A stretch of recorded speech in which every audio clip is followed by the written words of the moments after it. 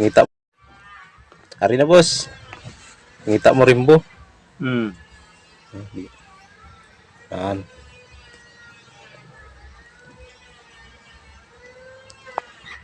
Hmm. Hmm.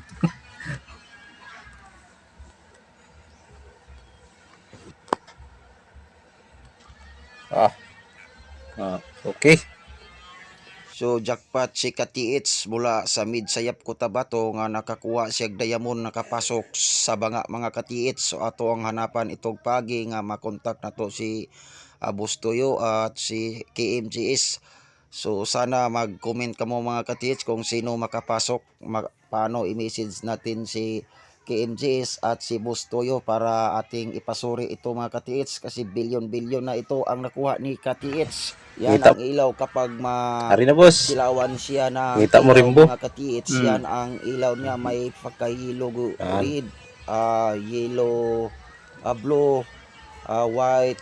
Yan ang diamond mga Katiits nga tunay at legit ang gamit mga Katiits. At ito Katiits, hanapan natin itong paraan mga Katiits. Ito okay. ang video mga Katiits.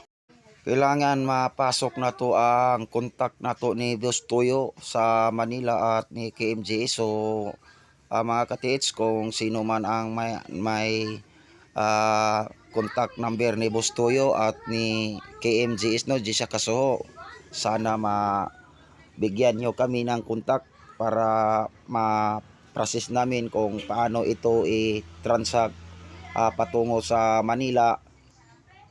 Kay ito mga Katiits, legit jud diamond. Tingnan ninyo, kahit igalaw-galaw niya,